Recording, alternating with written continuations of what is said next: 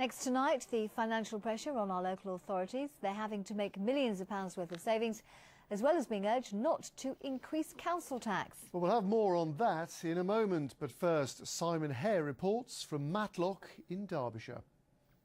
It's 2 o'clock, so we'll start proceedings. Derbyshire County Council's budget meeting got underway this afternoon. Tonight, the numbers were passed.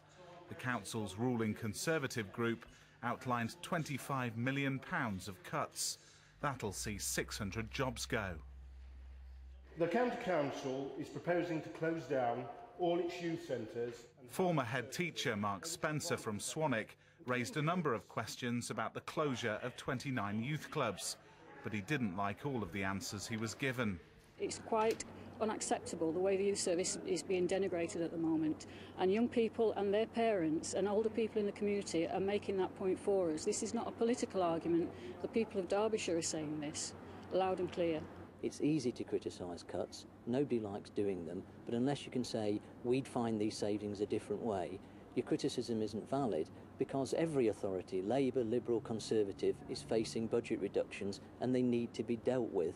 The authority is also proposing to freeze council tax, but an icy chill is set to go through some local services as well. Simon Hare, East Midlands Today, Derbyshire.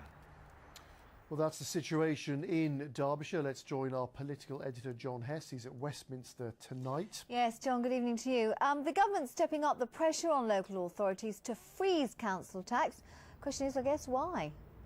Well, quite simply, two of our biggest city councils, both Nottingham and Leicester, have decided to set council tax increases just below 3.5%. Why is that significant? Well, any more than 3.5%, that would automatically trigger a local referendum for the voters in those two cities to decide whether they believe such an increase is justified. Now, what the two city councils, Labour-controlled city councils, argue is that the government's promise of extra cash to freeze council tax this year, well, basically those sums don't add up, and they also don't take into account new responsibilities given to them by the government to pay for certain benefits. It could also mean that we will eventually have to put the council tax up at much higher levels because the number of elderly people are increasing in the city, the number of cases of child protection are increasing, and those have to be paid for, and they're the big pressures we're facing at the moment, and we can't not fund them. So it could cause real difficulty, but there's no accountant I know of would take this money if you are a benefits agency, as we are. And how's the government responded to this, John?